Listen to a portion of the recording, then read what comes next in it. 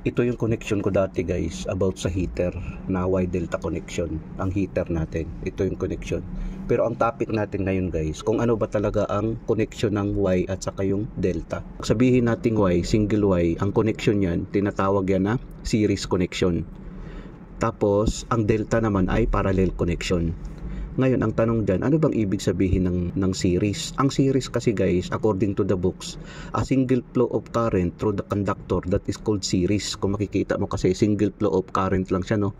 Sa line 1, sa line 2 din single flow. Sa line 3 din single flow of current. So, ang Y natin guys, considered ito na series connection. Dito naman sa delta, ang parallel connection kasi, according to the books, sinabi doon na 2 or more current to flow through the conductor, that is called parallel. So ang delta natin guys ay parallel connection dahil 2 or more current to flow through the conductor, that is parallel. Kung makikita natin sa line 1, dalawa, no? Dalawa ang pinagdaluyan niya ng current sa line 1, dalawa. Dito rin sa line 2, dalawa din. So 2 or more, ibig sabihin parallel. Ganon din sa line 3, no? Kaya nga, pag sabihin natin na single Y connection, that is series connection. Pag single delta connection, that is parallel connection. Sana guys nakapagbigay ito ng konting kaalaman sa mga baguhan. Maraming salamat sa inyo guys. Hanggang sa muli.